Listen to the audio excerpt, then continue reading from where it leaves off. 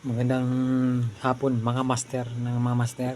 Bali, may tanggap akong board ng rep. Ang problema niyan ay totally wala talagang power yung rep. Walang ilaw yung rep. So, ang sira niyan is PWM. Ayan. Yung PWM or pinaka-regulator niyan. Tapos, laging lumulubo yung filter capacitor niyan eh. So, napansin ko dyan is half wave lang siya. Half wave rectification. Kaya ang ginawa ko, modified ko na siya. Hinang ko yung isang diode lang. Isang diode lang kasi yan eh. Ginawa ko siyang full wave. Ayan. Para maiwasan yung paglubo ng capacitor.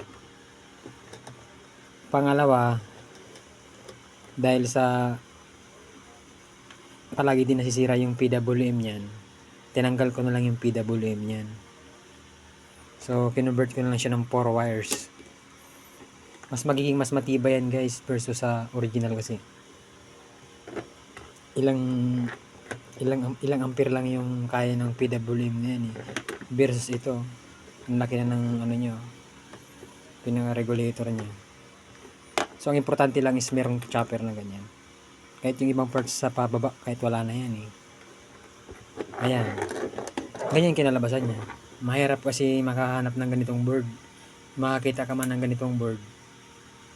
Sinubukan ko ng actually. Mahal. Mas mahirap pa maghanap. Kaya no choice ako, ginawa ko siyang ganyan. Converted na siya. Ayan. Subukan natin siyang isaksak kung gagana.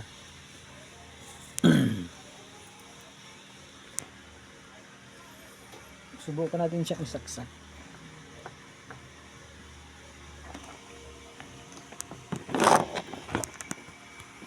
Mayroon pa gulo ng bibidyo niya. Ayan, saksak natin ha.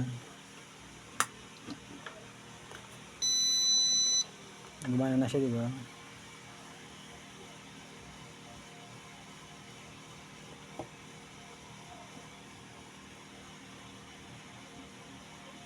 May 12 volts na siya.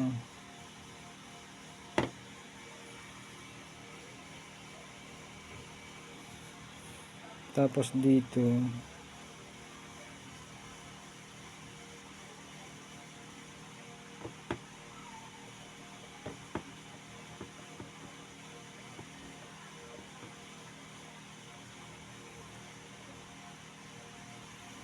.9. Alam ko dapat 5 volts yan eh.